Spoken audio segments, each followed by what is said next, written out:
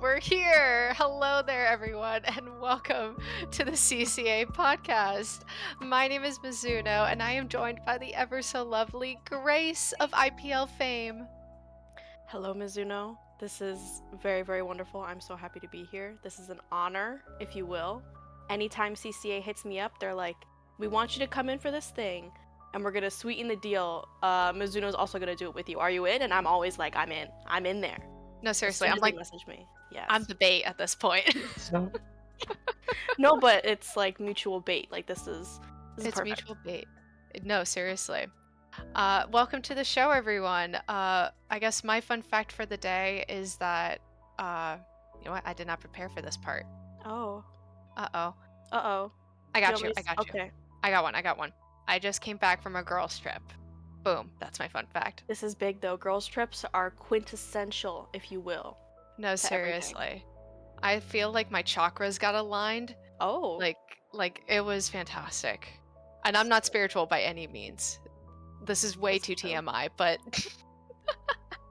No, not at all, because my fun fact of the week was just gonna be Junior. Junior. Junior. It's so tiny. It is, I mean, that'd be kind of scary if I had a life-sized one. You could probably, like, get someone with that. I could have sworn there's someone in the Splatoon community who 3D prints the big weapons. Is it Fusion? Fusion, 8-bit Fusion. Fusion is so cool. They Love literally Fusion. just 3D printed like whole Splatoon weapons. Yeah, And I'm like, can life-size. I have one? It's probably $1 million. That's a lot of work. Props though. I mean, that's so cool. Oh my goodness. Well, folks, we're here with Grace, and we got a really exciting episode for you all today. We're just gonna have a slew of CCA announcements like we usually do because so much is happening here. We'll talk a little bit about the qualifier we just had this past weekend, qualifier number 4, and we'll have an exclusive interview with the folks over at Drexel Dragon Splatoon. So stay tuned for that in a bit, folks, because it's going to be a great one. So I think that's going to be really exciting. And Grace, I don't know about you, but are you ready to kick off the show? Oh, I'm very ready to kick off the show here, Mizuno. Let's get Oh. into them announcements. Let's do it. All right, first and foremost, we got a slew of quick things. We're going to start off with stats, because stats is so cool. Our lovely staff folks, Hoken and Astrom from our CCA stats team, wants to thank everyone again and again for submitting this team stats for the circuit. And for those who are not aware, the CCA has a super wickedly cool stats visualization tool that has been tracking recording game statistics since the season 2 of the CCA League. So really far back in the past. To kind of vouch for it, I love the stats page. And my favorite page to go to, for me personally, is going to be the modes stats page. That is page 6, by the way, for folks navigating the site. I always find something really interesting and discover some really interesting trends when I go on there. Like, for example, overall, for all the game modes, you're going to find that Splatlings are being played more than, like, Splatanas, like that weapon class, like the Stampers and the Splatanas, which seems insane to me because I see them all the time. No, me So, too. Right? That totally surprised me. I saw the pie chart and I went, huh? I guess that makes sense since there's a lot of them. And I feel like stampers, wipers, that kind of class, swords in general, not that they're niche, but they're definitely a very specific type of weapon that if you're going to pick them up, you gotta go for it. Like, it's very specific. True. Yeah, it has a very like high like skill floor to like start to master. So, I mean, that does make sense. But see, we wouldn't know that unless you had stats and you couldn't come to those really cool conclusions. So, you can definitely check out more to the CCA stats via Hoken's website, www.haakonhk.com/CCA stats. Hopefully that gets dropped in the Twitch chat because it's a lot easier to like click on the link than to like rewind and hear me just rattle off a website link. But also, if you happen to miss it, that's a-okay. It's also linked in our Discord server. So you can go ahead and find it there, which is super great. Grace, I think we have a pretty exciting event coming up here to talk about. We definitely do. And oh my golly gosh, I'm happy to be the one announcing it here. But the CSC is running another scrim circuit, Mizuno. Can you believe it? But No. it's gonna be the Monday. I know it's not like we knew this before. It's gonna be the Monday before the CCA circuit qualifier number 5 here. That's gonna be the last qualifier. I'm very excited for it. But come play 3, play all 5 matches here with teams directly at your skill level to practice. I'm always down for practice against other collegiate teams as well. Like that's a really big thing, big community builder there.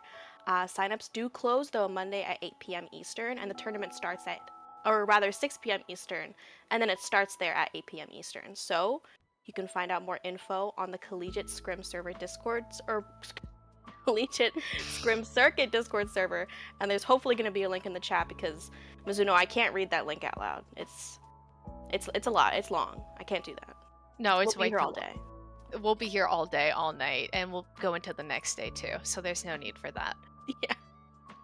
All right, Grace, let's kick it off talking a little bit about Qualifier 4.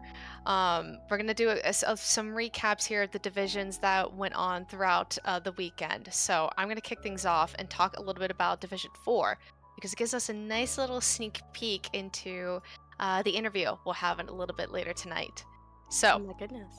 Swiss stage. We have Group A and Group B. Group A actually ends up with Drexel Gold Splatoon taking the top spot. I know, right?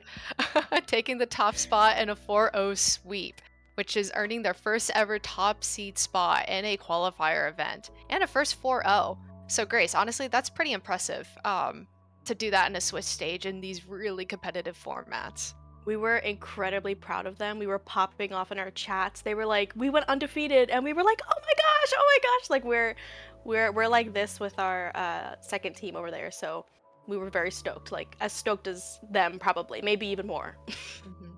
And well deserved for sure, as Drexel has a very long standing history in the CCA, and their goal team has been very consistent to make a bracket into Division 4. And this recent performance in Qualifier 4 really shows the continuous growth and the pop off performance that they can have. So, shout outs to them. And then, over in Group B, this is a really cool team to a couple cool teams to keep an eye out on. The Bentley Sea Strikers out of Bentley University and High Tide out of the University of Alabama, they placed 3rd and 4th in Group B, earning them placements in the top half of Division 4. And both of those teams ended up in top 8 placements, which is really good. So again, a couple of really good teams to keep an eye out there coming out of that Swiss stage.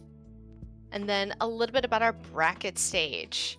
And well, of course, we have to talk about Purdue. Of course, Very yes. biased here, obviously. Purdue University's push team actually overcame the odds and ended up with their ending up in 4th place, despite being the bottom seed in their group, which is very impressive. They only dropped 1 match in the Swiss stage, and after that, Push refused to back down, and they won their next 3 matches in a row, taking them to their spot into the bracket. And they had some really good matches against DePaul University's sincerest form of splattery. That's one heck of a name. I was about to say that's a good name. That's a Good. good name. That's cool. And they also took a match against University of Alabama's High Tide. That's where they ended up 4th overall. So really good stuff from Purdue. Always have to call them out because, again, long-standing history here at the CCA. Shoutouts to Push. And then a little bit about Division 4 finals. We have 2 teams that made it to the finals that were previously seen in Division 3. The NCCS Llamas and Clark Coy. Both of them ended up dropping to Division 4 and ended up earning 1st and 2nd place in Division 4 respectively. So Clark Coy doing really well in sweeping their group, ending 1st with a 4-0 match record and a 10-2 game record. And then the Llamas placing 2nd in their group at 3-1. The only match that they lost was in Swiss was to Clark Coy. Match made in heaven, if you will.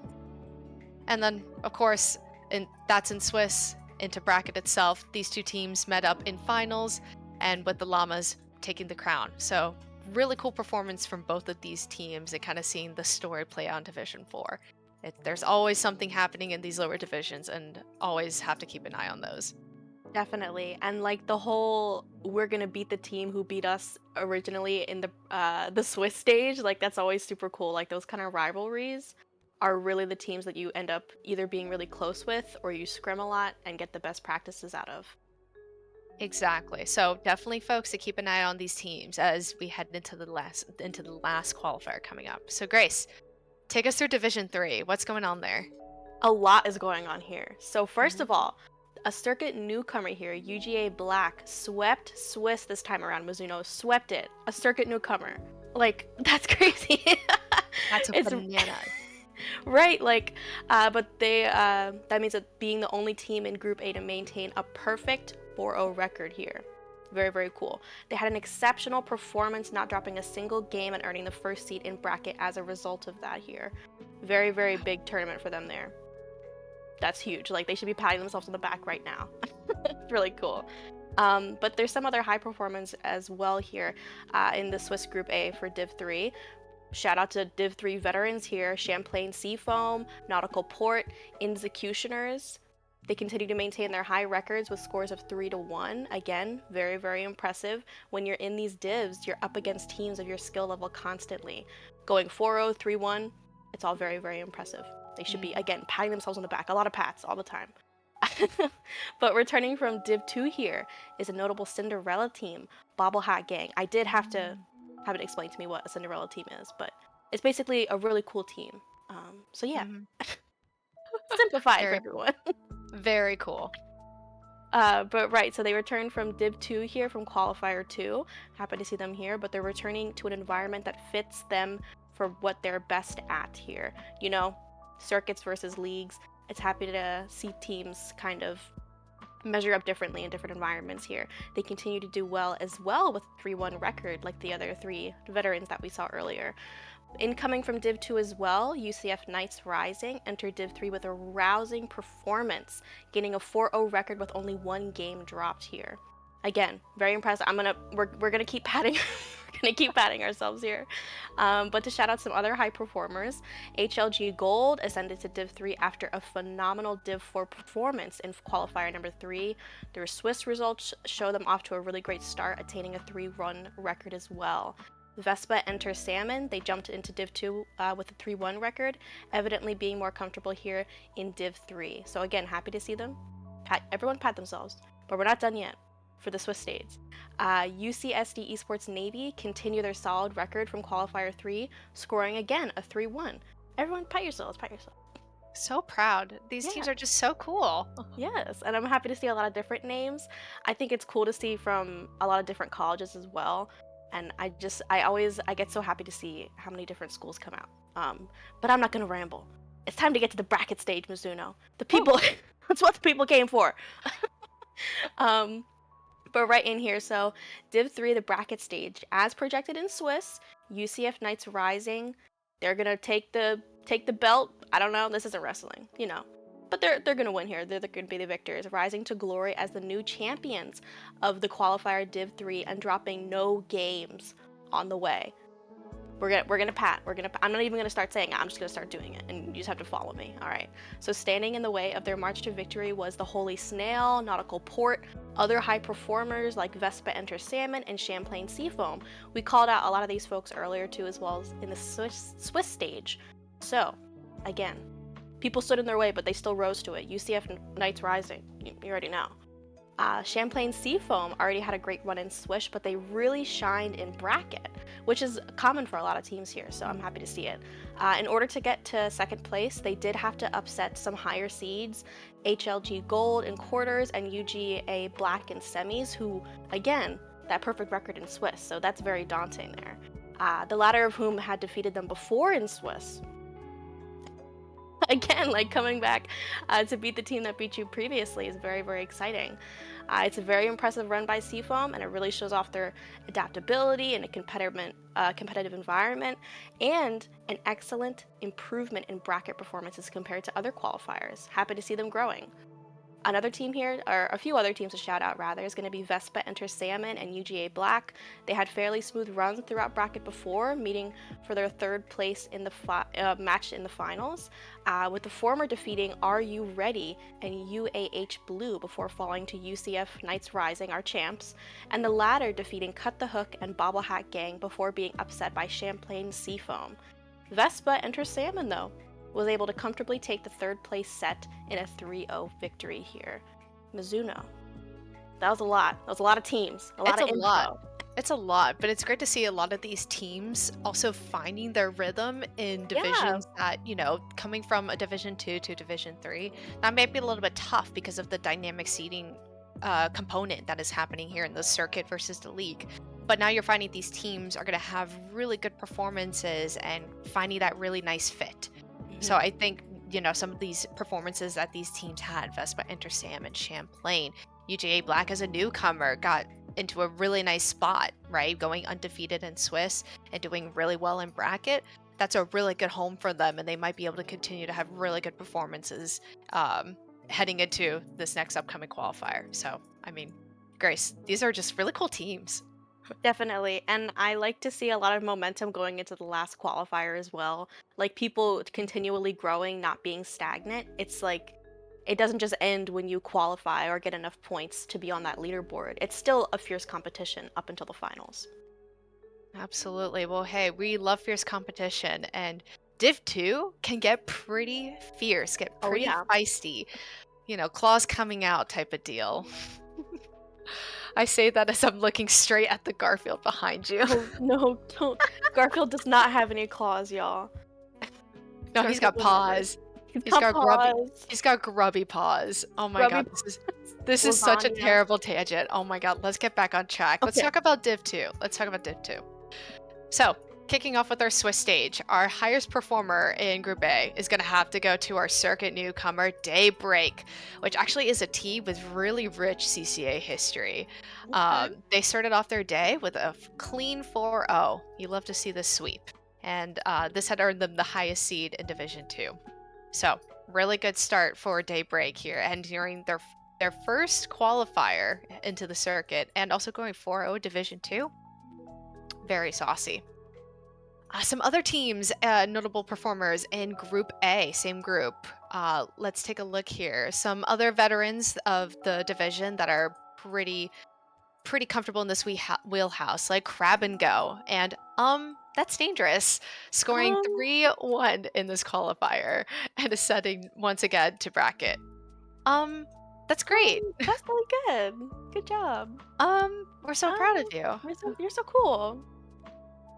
My goodness. But let's also talk about a very exciting team, Egg Okay. Spaghetti. Whoa. That was good. That was it. No, no, no, no. Don't I don't can't take face credit. palm. I can't take credit Oh, for okay. that. Sorry. That was good though. Shout out to the So, writers. shout out to the writers.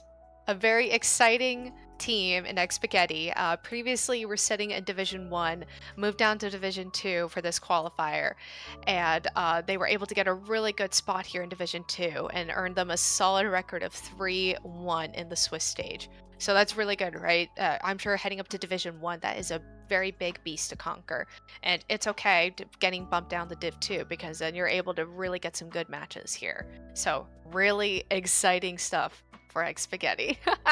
That was good. Yeah. Thank you, thank you. I wish I could take credit for that. Nonetheless, so let's talk a little bit about Group B. Over on the other side, HLG Blue returns. They were the last time that they were here was in qualifier number 2, so took a little break before coming back to qualifier 4, and they had a really strong performance in our Swiss stage, earning a clean 4-0. Some other high performers. Let's shout out RIT, Rochester Institute of Technology, the Orange Kois. They are a veteran team in Division 2 and who, if they just consistently keep improving their Swiss performance and becoming a really serious threat. Another team that is returning from qualifier 2, so took a little bit of a break. EAUCD Splatoon White, that is University of California, Davis. They are reminding folks in Div 2 why they are a very strong contender, as they ended up in Swiss with a nice 3-1 record. And another shout out as well to MTSU Skyfall. They also scored 3-1. So, really good performances from some good teams. And interesting, a few teams that kind of took a break. And that's a really interesting dynamic that I never thought of, right? Is, you know, to help improve your performance, you don't always have to play in every single qualifier. Maybe sometimes you need a little bit of break. You got to step back, schoolwork. Maybe you need to spend time with friends. Maybe you need to scrim a little bit more, right? And these teams are coming into Div 2 and playing really well. So, interesting dynamic to keep in mind for events like these. All right, let's talk a little bit about the bracket stage. So, as projected in Swiss, like we mentioned earlier, Daybreak, they got a clean 4-0, and they valiantly battled all the way to finals before they ultimately fell to AAU's CD Splatoon White, who are going to be this qualifier's Division 2 champions. On the way to qualifiers, again, Daybreak marched on. They overcame Bad to the Barnacle, Creamed Corn out of University of Nebraska, and the other high performer, that's dangerous. Um, Um, that's oh crazy. no. They only dropped one game to Bad to the Barnacle on the way there. So, pretty impressive despite falling up short in finals. But nonetheless, EAUCD White, Splatoon White, are Div 2 champions. They had a very great run in bracket. They overcame the Golden Barracudas.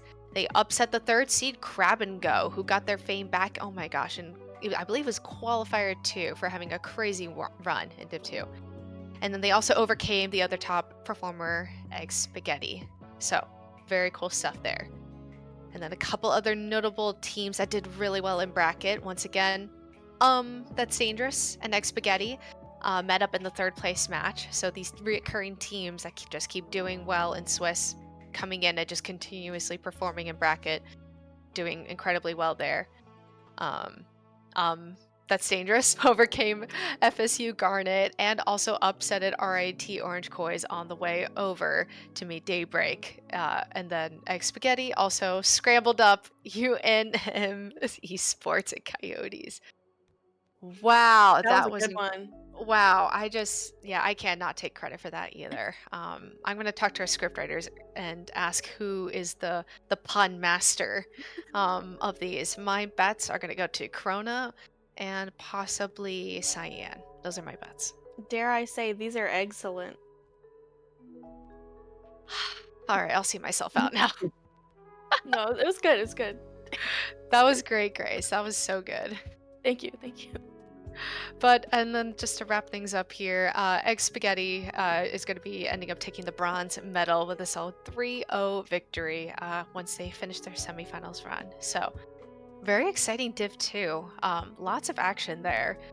But we cannot forget about Division 1. So, Grace, tell me a little bit about Division 1. Absolutely here, Mizuno. And y'all already know I was in there. I was playing in the trenches, if you will. So, in case you didn't catch it there, but the Swiss stage for Div 1 this past qualifier 4, there was only one group. Only one Swiss group. So sad. We were lonely on our little island, but it was okay because we're all friends. We're like this. At least Right. I think so. This would be really. I'm getting like 8 DMs right now. Anyways, UCF Knights though, formidable foes over there. Mm-hmm. University of Central Florida. They came out on top in the Swiss stage with a 4-0 record. The second time they've done this in Div 1, which is to be expected here. I mean, they're goats. They're Simply so good put, at the game. They're so they're good at the game. they're really good. But another notable team here in Div 1 on the top end with a 3-1 record is going to be Death Roll. I love those Gators. I think it's a cute mascot. It Old Bay is. Brigade here. I don't know their mascot. I'm sorry. UCSD Esports Gold and Arc Alley or Arc Alley. Oh, you know. But each of these 5 teams proved their skill in one group of Swiss stage, showing off why they are truly at the top of Div 1 here. Because again, if there's only one group, it's pretty likely that you're going to be fighting a lot of these top level teams here. You can't be like, oh no, Group A was harder. No, Group B was harder. We are one group. We are a conglomerate, an amoeba, if you will. Mm-hmm. So there's no getting out of it if you're trying to skirt some of those really good teams there. So very pat yourselves on the back, yeah, pat. For sure, for sure. But going on to the bracket stage here, Mizuno, all teams made the bracket for Div 1. this tournament again because of that. You know, the one Swiss group. We were all so friendly, holding hands, if you will, holding hands, skipping as the battle fly was being seeded. So Hmm. every team in this qualifier made the bracket again, but not that many upsets occurred. Only one upset happened during round one of the bracket here with Husky Splatsville Knights Violet. That's a lot of words, y'all. But I did it. I did it because I love you. But they beat up. Oh my goodness, they didn't beat them up. That's messed up, y'all. That's. I'm so sorry. They beat them in the Squid Game with ink. Anyways, USF Splatoon Gold here in a 2-0 sweep. But with every team playing in the qualifier for earning bracket finishing position points, it's going to be interesting to see how that kind of affects the standings and the leaderboards here because those other teams there are like, dang it, I could have gotten some more points. Like Hmm. I didn't play in that qualifier, and all these other teams got a leg up on you, if you will, here. Hmm. But on the side of those Swiss predictions, they came true, Mizuno. You already know. All top 4 spots in the bracket stage were claimed by teams with a positive match record in the Swiss stage of the event. But Old Bay Brigade from the University of Maryland, College Park, came out on top in Div 1 here. This was, I saw this turn a lot of heads up here, you know? I saw a few people be like, that's pretty cool. Like a lot of people were excited for them. Nobody was like, that's weird, because that'd be kind of mean. Like that'd be mean if you said that. That's not right. But it was very exciting for a lot of people. And they did beat UCF Knights here, and we were talking about them. They're really amazing records. They were those 4-0s in Swiss. But their first qualifier victory here of the circuit season, including a win over Death Roll in semifinals. We talked about them, the Gators. And they're the only team they dropped a match to in the Swiss stage. So, Div 1 looked pretty cool. Very interesting this past qualifier. But it was fun to play in and watch a little bit. Man, so cool. Div 1 is so cool sometimes. Very cool. You know what? No, I'm sorry, Sometimes. not sometimes, all the time. Sometimes. That's messed up. That was a little What are you messed trying up. to say?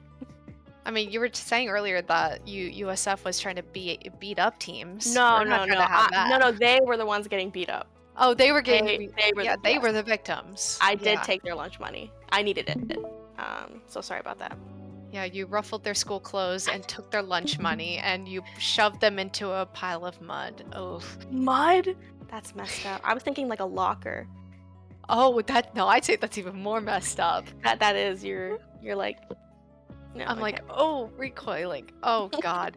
Well, I think it's time to move on and let's talk Okay. about some exciting moments that actually happened during the qualifier that we can view like visually, with our eyes, right? Oh.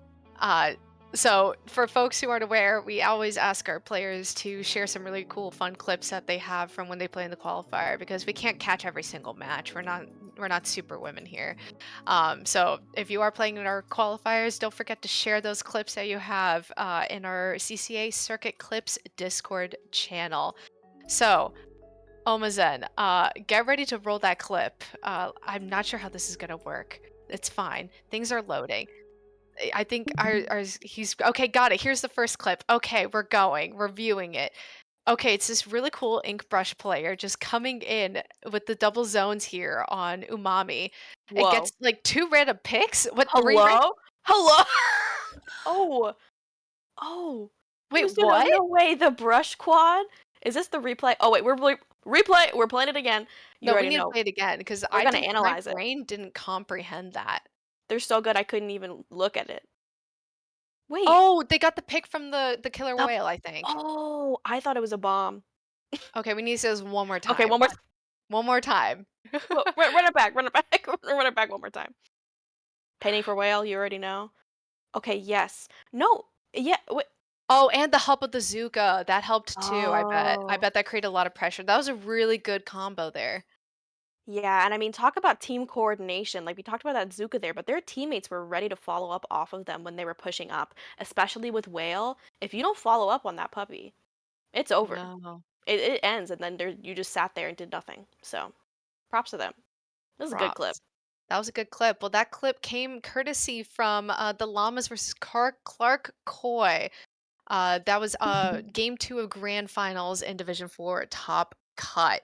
and that came from the player point of view was Albie from the llamas, and their description that they provided was, quote, "I'd like to formally apologize to the NCCS chess team in the same room as us, having to hear me pop off from this quad in finals."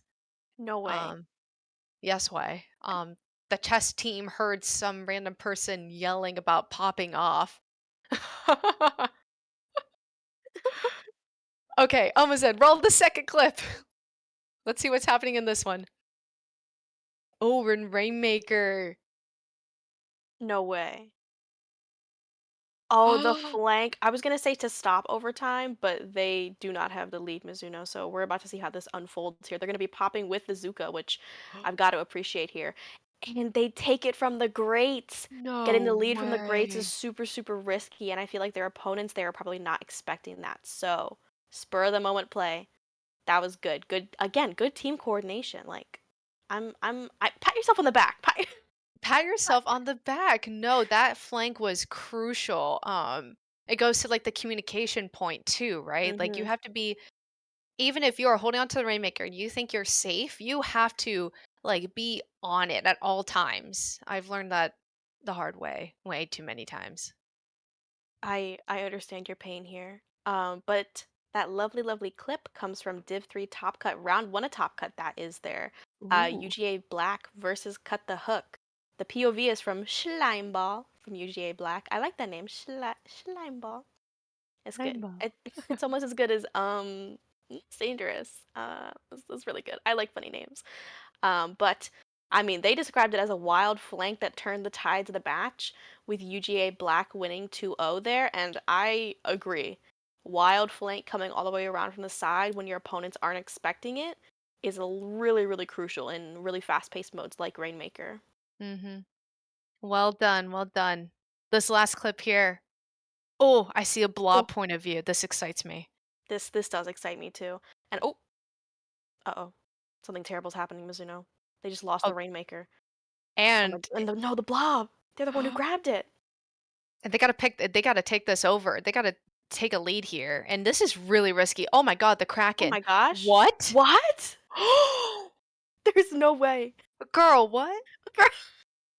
No, that is some schmovement there. I know this is not Schleim ball, but this is some schmovement. I mean, the guts that it takes to just go right in front of the Kraken as they're krakening towards you and to just run it and then get the lead. That's really good, really impressive. Those trips were really helpful, but I think the Kraken just straight up missed like 3 times. Mizuno, we're not trying to roast them here, okay? Okay, yeah, Oh my that was a gosh. little mean. That was a little mean, but at least for the Blob, their teammates did a really good job of like opening them up and protecting them too, Mhm. right? Because even if the Kraken like did miss, there's still like paint flying everywhere, and that is such a Yeah. tight squeeze. And oh, look, there's like I don't know, there's a splatling over there too, over on bunker, right? And there's just a lot of chaos going on. There's a shooter right there. There's just so much happening. There is a lot happening, and I mean, two of their teammates eating bombs, Hmm. that's so real. I do that all the time. I'm like, "No, don't worry, backline, I'll take the bomb." And then that's definitely intentional on my part. I'm not just perishing to bombs. It's definitely like to body block. So that's definitely what happened there too, for sure. You're like a meat shield, Grace. Yep. Yep. Oh my gosh. Well, that super cool clip came from a Division 4 Swiss Round 3 Game 1 match between Shrimp That Fried Rice and Octo and Squids United Grey. This came from Toe from Shrimp That Fried Rice, and the description provided by Toe is, quote, "Toe survivability, TM." That's good. Yeah, I would I want like that that. plastered on like, I don't know, like I'm on framing it. something. Yep. Yeah. Daily affirmations. Toe survivability. You already know. Pat No, yourself on the back. seriously. If you put that clip in there, any of them, yes, yes, thank you, Mizuno. Very, very good. It's like a Great. cue at this point. It's like a Pavlov's dog. So like you start doing it, I start doing it. Yeah, yeah. And then everyone at home too. Everyone. Exactly. Well, folks, I think with that being said, I think we have a very important thing coming up here. Really? Yeah, we do. So for our final slot of the night, we'll be having a really exciting interview with the folks from Drexel Dragon Splatoon. So let me give them a quick rundown as they come on in. One of the oldest withstanding Splatoon programs, Drexel has been competing in the CCA since CCA League Season 2, which is pretty wild. Finishing second place in the CCA League Season 2, their varsity team, which has undergone a lot of name changes, has been a very consistent Division 1 competitor throughout the last few academic years. And then within the circuit of itself, Drexel Dragon Splatoon has made some impressive runs, always making it through the gauntlet of Division 1 teams and making multiple top cuts. Currently fourth on the Division 1 leaderboard, they are a very likely contender for the CCA Circuit final event. Everyone, please welcome Drexel! Woo! The crowd goes wild! Yay! Here with us, we have Gillies and Turple. Folks, could you introduce yourselves and tell us a little bit about yourself and the role that you play in your Splatoon community at Drexel? Yeah, hi, I'm Turple. Hi, Purple. I'm one of the captains for Wormwind. I am kind of a flex player, is what I do for my team. Yeah, that's what I do on Wormwind. Hello. And by Wormwind, Oh my god, I'm so sorry. No, By it's Wormwind, not. I mean Drexel Dragon Oh my Splatoon is We our can name. we can talk about why we call ourselves that. We'll circle back. But Gillies, it's part of the conversation. We'll put a pin on that. wait. Yeah, Oh my god. Okay, anyway, I'm Gillies. I have been doing competitive Splatoon for 2 years. I am the co-captain alongside Turple, and I am the slayer for Drexel Dragon Splatoon. Slay. Play. Another day, another sleigh. Oh yeah. Mhm. Mom's So let's talk a little bit about your guys' program because again, we put a pin on it. We're taking that pin right out. So can you guys talk a little bit about from your guys' perspective? You guys have been here for quite some time. Can you talk about how your program was created and how much it has developed over these past couple years? Yeah, so it's kind of an interesting story. We just kind of started as like a hey, let's just compete in Splatoon a little bit and let's find a league to do. And we tried to reach out through esports. So one of our old members reached out to the president of our esports club and was like, hey, we kind of want to make a Splatoon team. How do we do that? And to do it, we needed a collegiate league, was basically the requirement. And we found CCA. And through CCA, we found Grace. That's kind of how the team got started. And since then, because that was around before Season 2, it was before Splatoon 3 came out, because one of our first events was like one of the entrance exams in Splatoon 2. So that was kind of our debut. And through the years, we've kind of like moved around members and stuff as people like go through some things in terms of like cycle through Splatoon. And now we are the team we are now. Man, that's wicked cool. Now you guys are gonna have to walk me through the name change stuff because I feel like that's part of the boy. history and part of the lore. It is part of the lore. So Um, map this out for me. So we started as our first name actually was Splatter Dragons, which I hated. Indeed. It was a Hated horrible it? name. You hated it. I came up with it. Oh I came my up with it. Well, it was like a last minute name. It was like, oh, we need a name. Let's just name it Splatter Dragons. We're like, let's change the name because we can. So we came up with the name Wormwind because like the Pokemon move, like dragon type move. Yes, Max Wormwind. Mm-hmm. That is the move. But because of some changes with our esports program, they wanted us to be named more affiliated with Drexel. So now our name is Drexel Dragon Splatoon, and our other teams, who was called Soul Blaze, is now called Drexel Gold Splatoon. Yes, so to kind of expand a little bit on that, just because I'm also on the board for Drexel Esports, so I'm in there. I'm in there. She's up there. I'm up there. For uniformity, we want all of our Div 1 teams to be dragons, the Div 2 to be gold, the Div 3 to be blue, that kind of thing, to where it's uniform and it's easier for us marketing-wise and like record-keeping-wise. So, I mean, I was sad to see Wormwind go, but we do compete still under the name Wormwind. So if you see that name out and about, that is still us. Yeah, well, actually, that's interesting that you say that it's dragons, gold, blue, because the trend that I notice among other universities is often the gold is typically the A team varsity team. Then it's like silver, maybe blue, navy, like UCSD Esports Navy. Like red, there's UJ black, red. So the color schematics, the dragon ranks up at top at the end of the day. Yes, our mascot is, I guess, is our number one priority apparently, Yeah. as it It's should, like- because dragons are really cool. It is true. We got a big old Got a point. statue of him, Mario. Shout out to Mario. He's not real. He's like you could hit him Could and be. he could. You know what? Imagine. Imagine dragons. Anyway, Oh my god. Well, here, since we're talking a little about the program, what role does Drexel's Splatoon program play at your university? How is it kind of incorporated with the larger esports scene at Drexel? What's the general structure, if you will? at Drexel, there are two programs, the Drexel Esports and Drexel Gaming Association.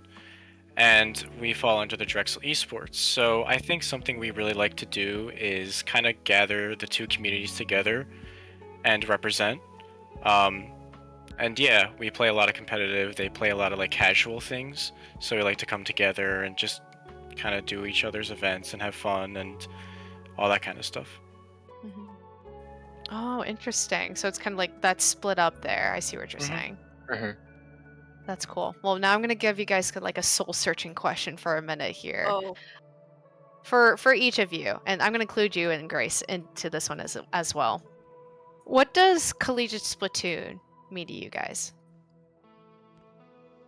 Who wants to go first? I'll make you go first, Gillies. Me? Okay. Honestly, collegiate Splatoon is such a big identity for me. I can't express how much I love it. I love bringing people together. I met these amazing people. Honestly, I love Grace. I love Pat. I love everyone on it. We're They're all just in such love. amazing people. Yeah, she's right. jig's I up. mean, like they're just such all amazing people. I made such great memories, and the memories continue. So I love just keep doing that, and I love making events, and it's just the passion that I have is just that's what it is for me. The just to say this again, like the immense passion and love that I have. I think that's a really common trend I think we've seen out of most folks we talk to. It's like the big love and appreciation, and then being able to share that with people who are there with you and meeting all these amazing people. That's so Right. cool. Yeah, I guess to go off of that, for me, Drexel Splatoon, for me, Drexel Splatoon is, I'm glad it's like collegiate. My collegiate team is the same as like my normal team, because we do events outside of CCA together. So, I mean, collegiate is the primary thing we do. The stuff outside of collegiate is kind of just like, we kind of see it as like practice, and our main thing is collegiate. That's what we enjoy doing the most. And to me, CCA has been the kind of like a peak of my experience for competitive Splatoon, I think. And I just enjoy competing. I like Splatoon a lot. I love these guys, so I'm very happy about it. Man, this is like getting really sappy for me. I don't know why.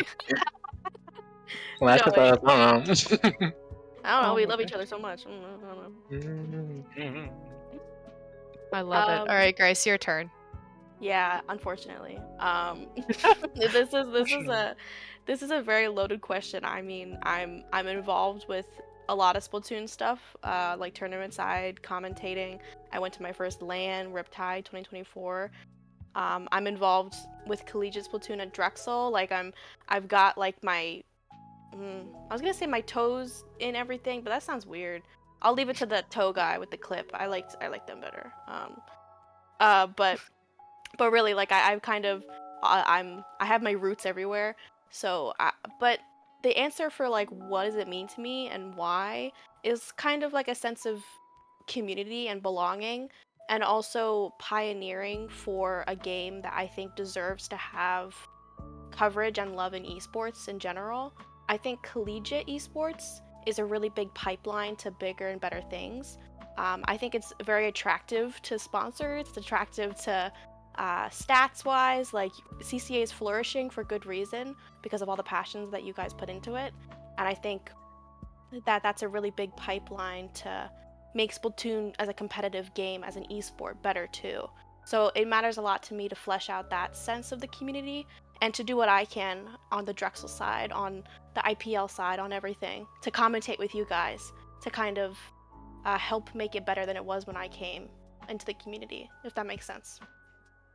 Oh no, it absolutely does. You guys are tugging at like my heartstrings right now. Seriously, this is embarrassing. Like I might have to go get like a couple tissues or something. Anyways, I gotta keep it cool. Well, hey, let's talk a little bit about your guys' collegiate events that you guys are doing, because that's your guys' bread and butter. So let's talk a little bit about the circuit qualifiers, because that's what we're doing. That's what we've been doing, and that's what we've been rocking with. So you guys are playing in the circuit. You guys have been killing it. I'm sure this is definitely a bit of a swing versus what you're usually expecting in collegiate with the league, for example. So I'm curious, could you guys talk a little bit about your team's thoughts and expectations for this semester and how you're approaching the circuit versus how you're approaching the league? Get us into that competitive mindset.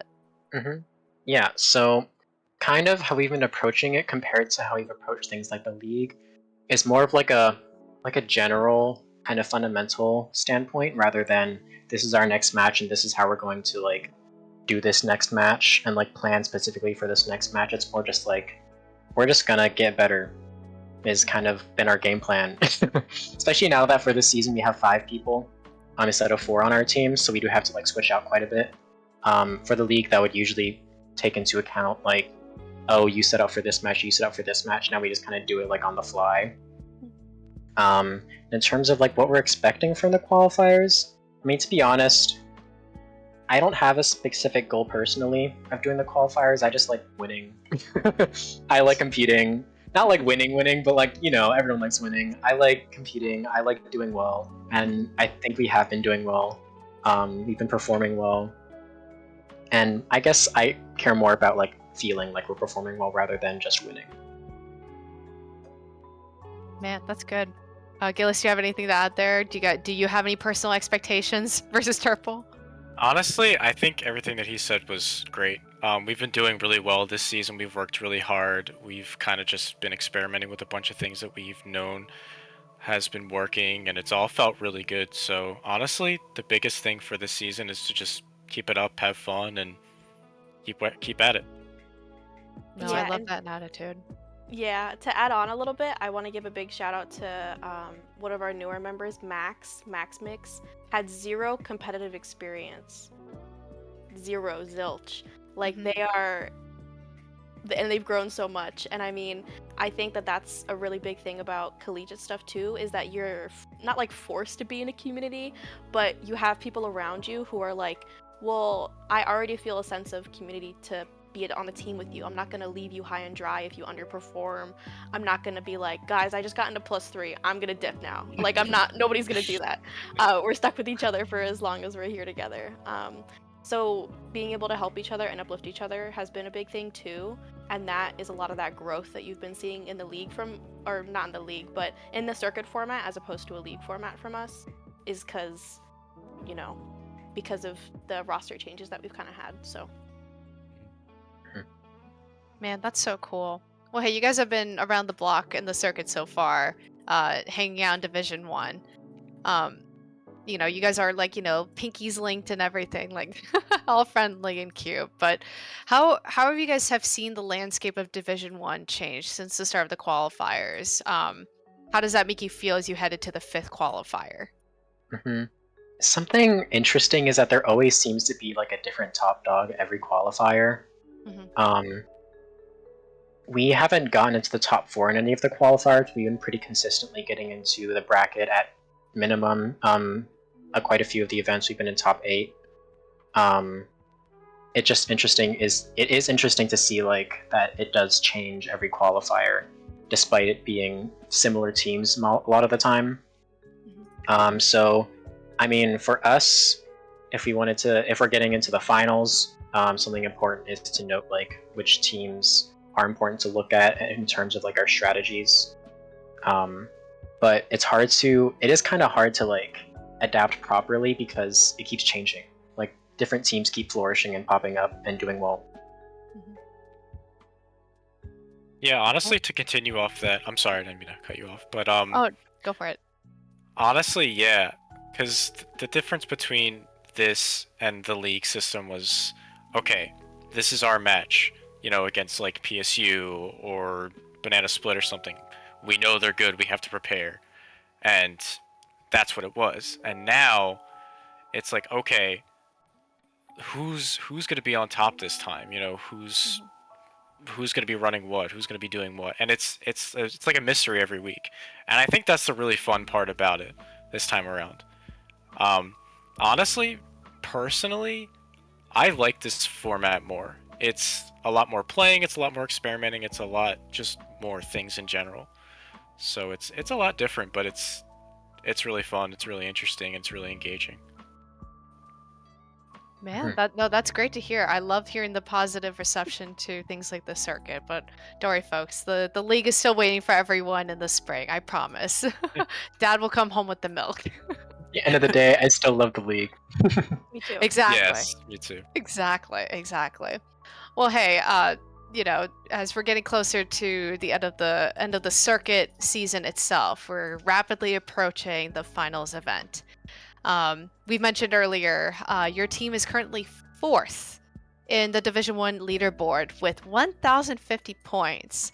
And that's a pretty comfortable spot for sailing right into the circuit final. So, with that in mind, have you all started to look ahead towards the final event, or have you just been kind of taking one qualifier at a time? How have you guys been approaching the tail end of the season?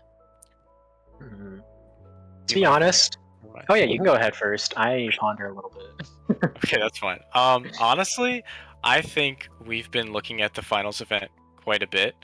It's something I think we've been doing really well this season. Like I said, we've been working really hard, and the finals is something that we've definitely had our eyes on. So it's been a big goal for us. And yeah, it's just been something that we've been just kind of working at. So we've definitely had our eyes on it, and I think we're gonna, if we keep it up, we're definitely gonna get there. Yeah, so I mean, looking at the finals event, of course it's one thing to get into the finals, but personally, if we're getting into the finals, I want to do well. I want to feel good about how we're doing in the finals. So that will take a little bit more of like seeing what teams are going to be in the finals, like what kind of play styles we'll have to like shift around, and like what we need to do to be on top of that, not just meet that, but like conquer that. So I think that's kind of what we're going to be looking at going past this next qualifier. Yeah, and I think more generally, from like a collegiate esports perspective, because that's what I think about a lot too, is that us making playoffs isn't just us as a team making playoffs. It's from the Drexel esports perspective of being like, our Splatoon team is good. They have value. Not that anyone's questioning our value, but to look at it and be like, oh well, Splatoon, I didn't even know that they had a third game. We get that a lot. Like I didn't even know that they had a third edition of the game. So then to see that and be like, oh, the Drexel Splatoon team, they're at the top of the division. They made playoffs. Oh, they're in the finals. They're nice. Like they're cool. Like that's also very important to me. So kind of like being a bit of a role model in that sense too, and to show people like this is a valid esport and it's very important, and there's cool competition, there's cool production around it. Like look, we're doing a podcast, you guys have a stats page, like this is it. There's a lot of hype to be had around it. So getting to playoffs, getting to finals, that it holds a lot of weight with me with that too.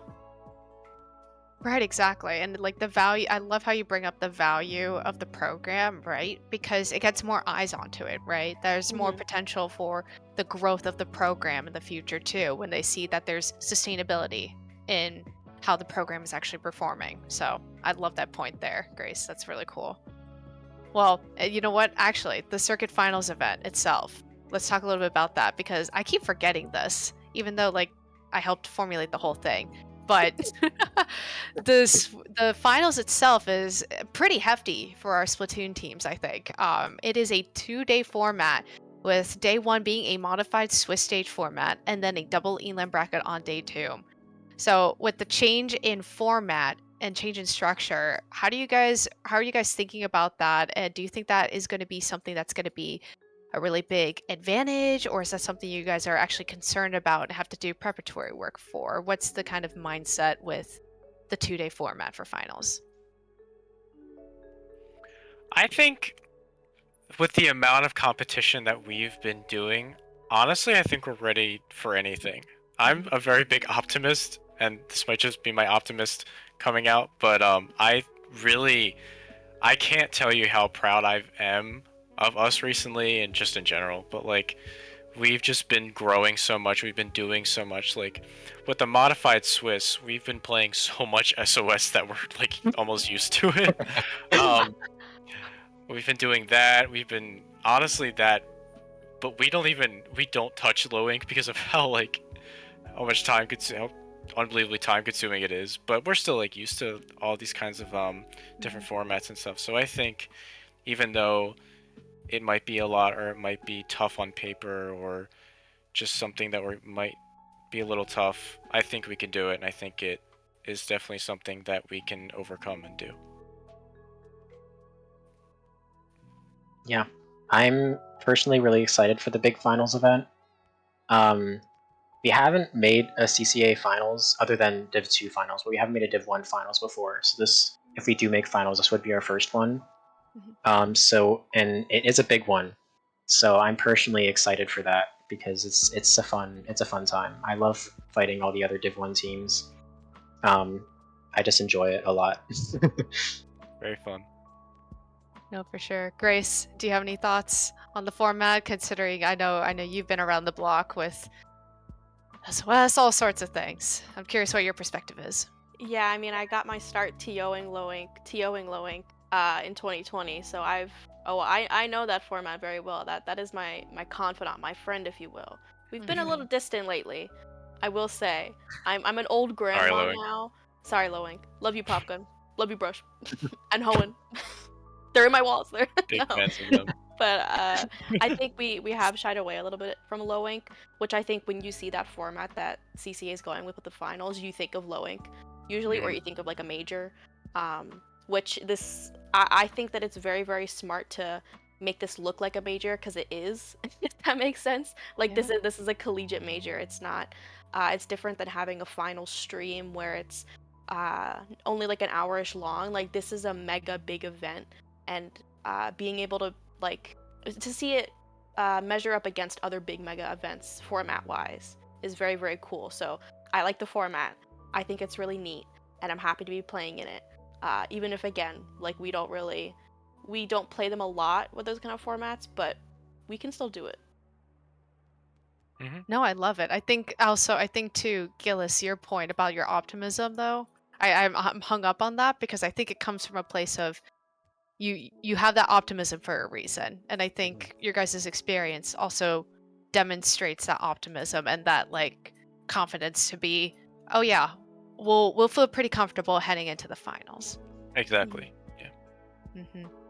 Awesome. Well, with that being said, I think you guys pretty much outlined exactly how you're approaching these finals, which is super great. I'm so excited for this performance. I know you guys mentioned earlier, there's always the spring, there's always the league, we love it. Let's talk a little bit about that since we have you here.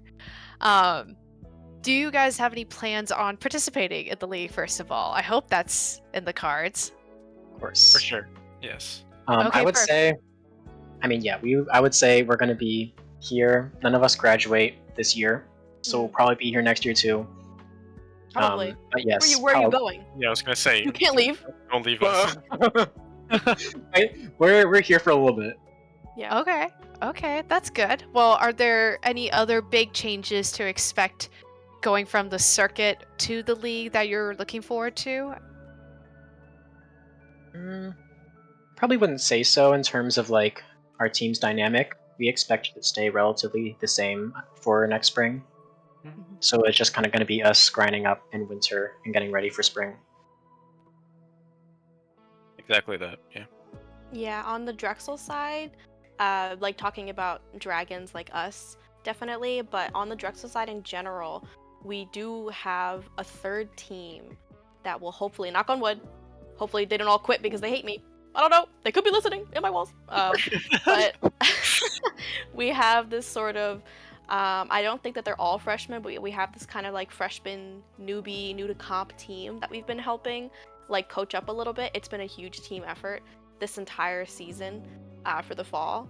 And hopefully in the winter, which is going to be like more so the spring for the CCA season, we want to put them in and we want them to play in it. And we're going to be really excited to have y'all see them come out because it's going to be the first time we've ever had enough for a third team. So we're like super stoked. Like it's going to be really huge. But whenever I get the chance to talk about it, I'm so excited to talk about it because they're all such sweethearts and they're so excited to learn. And that's why it's so important, again, to have like a good infrastructure with whatever esport club that you have where it's like people who want to get involved can get involved. So that's important to me. But on us, I don't think we're going to be changing a lot other than getting better. Yeah, I love to hear it. No, that's the right attitude to have. So that being said, it sounds like the has the circuit experience kind of helped shaped you in preparation for the league. Is that the kind of growth that you've been seeing and feeling for Drexel? For sure. I feel like every week we learn something new and we just kind of grow as players. And we, at the end of it, especially circuits 1 and 2, we made, I think it was semifinals. We got really far. We just did so well, and we look back and we're like, wow, guys, we're getting really far.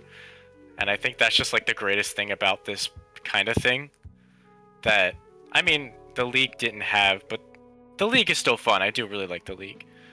So I'm very excited just for everything, honestly. Personally, one thing I do like about this over the league is how many teams we get to play. Because with the league, it's always just like one team.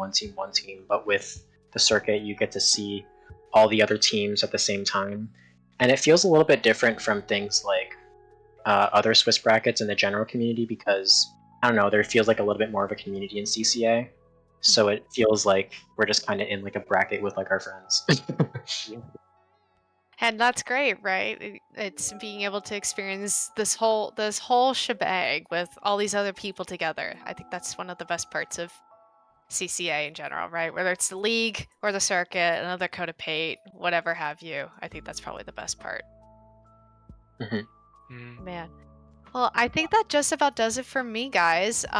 Thank you so much for being here and taking the time to speak to us about Drexel. You guys have a captive audience right now. Honestly, if you want to plug something, if you want to say something, if you want to like say hi to your mom, I don't know. The floor is yours. Give us the soapbox is yours. I think say I hi said to your everything. mom. What do you mean you said everything? Your mother. I said hi. You said hi, Mom. No, but like, gotta again. But oh my God. Hi, Mom again? I don't. Yes.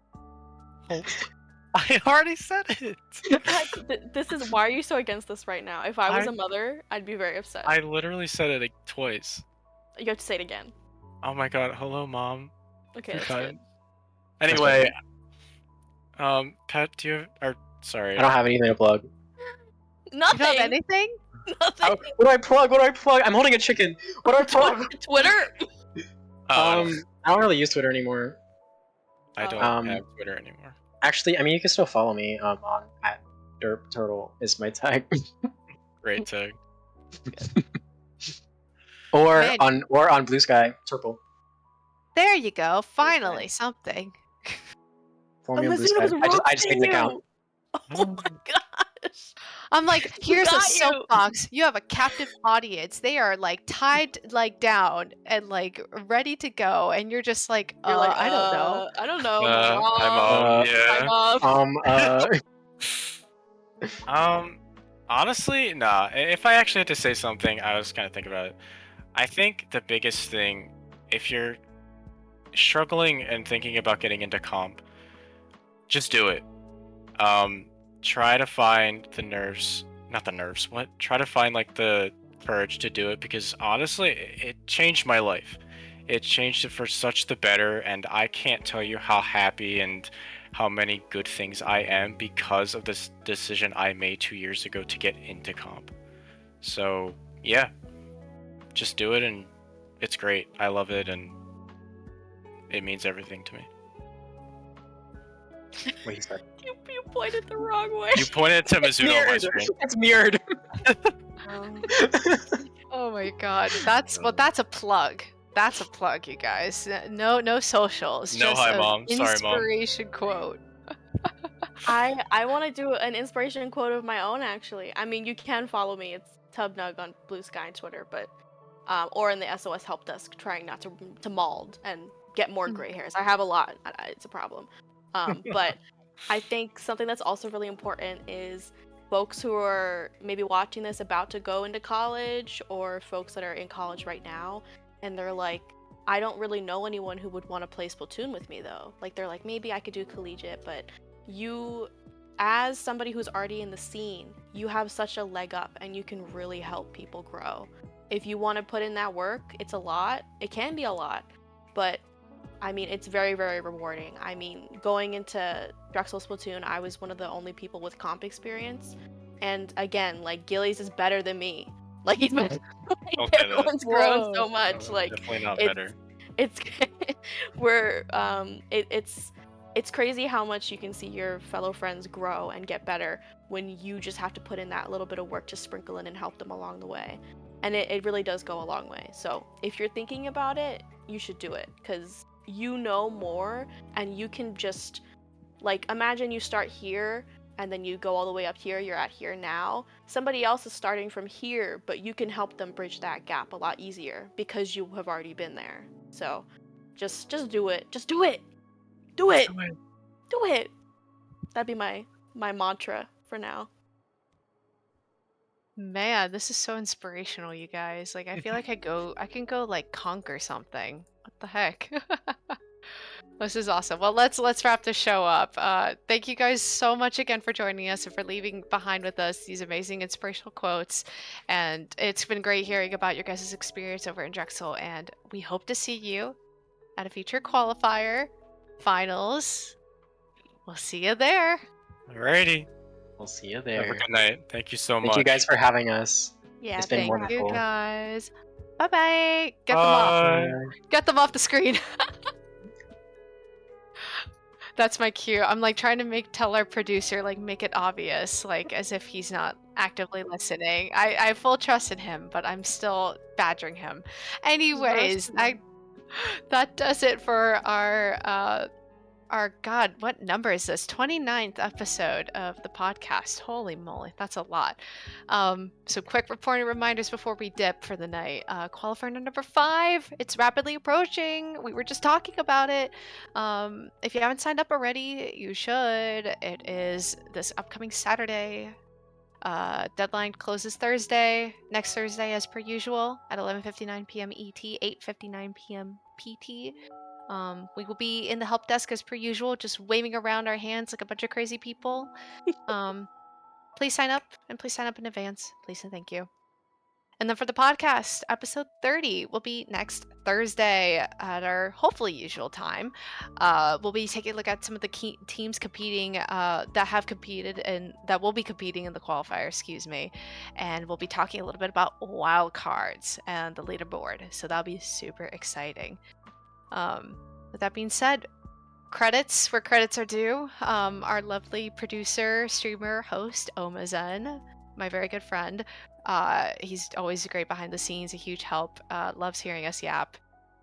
Does a great job. And of course, our lovely script writers. All this work and preparation cannot be done without Krona, Cygnus, Minnie, Cyan, and Garrett on the CCA staff.